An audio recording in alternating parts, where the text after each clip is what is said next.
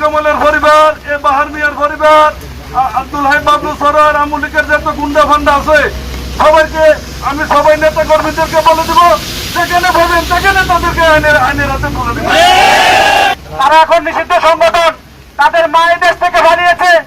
এই কুমিল্লার যে সন্ত্রাসী কার্যক্রম চালিয়েছে লোটাস কামাল, তার ভাই এবং আব্দুল হাই বাবলু, আজকে তারাই আবার এই কুমিল্লাতে অশান্তি সৃষ্টি করার জন্য চেষ্টা করছে। আমরা এই অশান্তি সৃষ্টি করার জন্য দিব না। আমরা খোকাবাড়ির নেতৃত্বে আমার প্রিয় নেতা জনতা আলহামদুল হক চৌধুরী সহ আমরা সবাই মিলে এই সদর দক্ষিণ তথা কুমিল্লা ছাত্রলীগ, যুবলীগ, আওয়ামী লীগকে আমরা প্রশাসন ব্যতীত প্রতিহত করার ক্ষমতা আছে।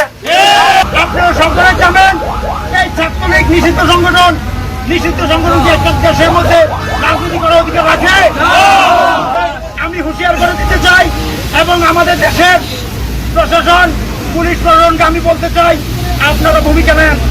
নিষিদ্ধ সন্ত্রাসী ছাত্রলীগকে দিয়ে আমাদের ছাত্রলীগকে শান্তকে অশান্তি সৃষ্টি করার জন্য তারা বিভিন্ন ফায়দারা করছে।